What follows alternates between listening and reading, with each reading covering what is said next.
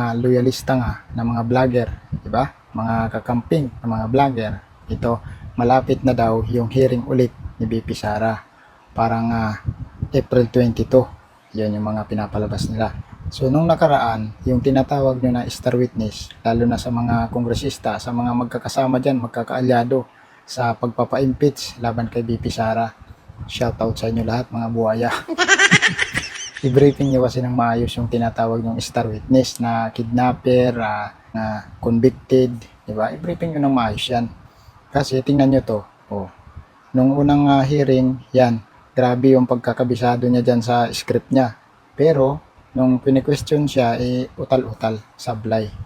Di ba? Kasi nga, iba talaga kung totoo yung mga pangyayari na kahit wala kang kodigo, kahit wala kang script, kahit ilan pa yung nakalipas na taon, talagang yun yung nakatatak sa puso't isip mo.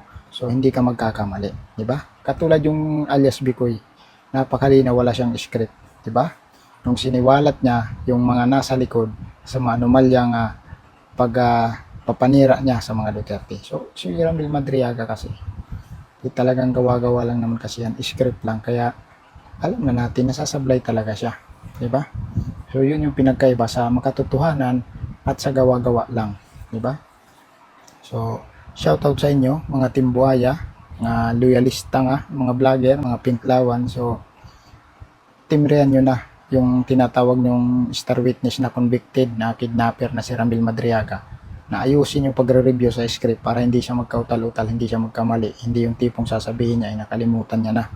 Tapos, kung ano-ano mga dahilan, talagang hindi naman talaga makatotohanan, di ba? Tapos sasabihin nyo, credible ng mga BBM vlogger, Diyos ko po, los ninyo mga kupal.